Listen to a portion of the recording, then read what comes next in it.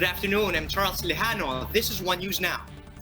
Two of the main proponents of the International Criminal Court complaint against China have welcomed President Duterte's stand on the Hague ruling during the United Nations General Assembly. Retired Senior Associate Justice Antonio Carpio says it's encouraging that Duterte welcomed the states that support the arbitral award granted to the Philippines in connection with the dispute with China on the South China Sea. Carpio is now hoping that this policy can be implemented across all levels to protect our national interests and to gather more international support for the award.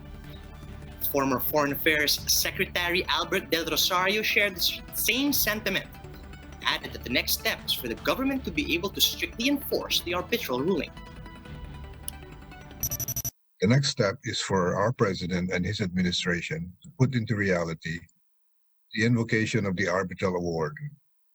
Our government should work earnestly to get the support of more countries so that the arbitral award will be raised more emphatically next year for the UNGA 2021.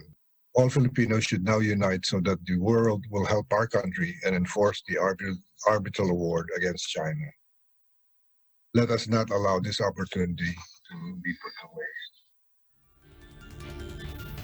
The Department of Tourism says visitors from MGCQ areas will only need a negative swab test to be allowed to enter Boracay. Tourism Undersecretary Benito Bingzon confirmed this during today's Laging Handa briefing.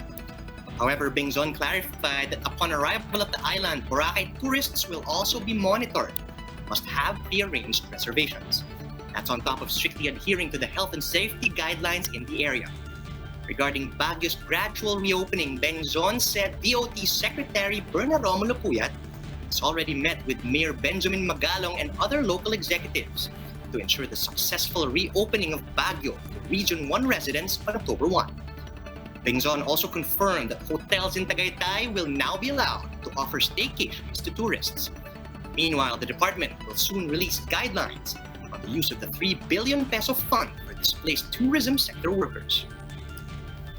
Former Ombudsman Conchita Carpio Morales says abolishing the office of the Ombudsman will only open the floodgates to more corrupt activities in the government.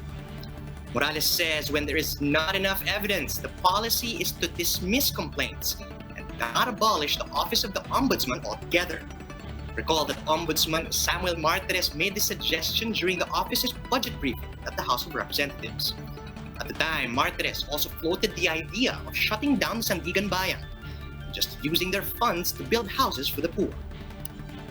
For more updates, visit News 5, the Philippine Star, and Business World online. Visit our website, onenews.ph, for in-depth analysis. And you can also catch One News on the Signal Play app. Just register for a free account at www.signalplay.com. Stream One News live anytime and anywhere. I'm Charles Lejano. We are One News.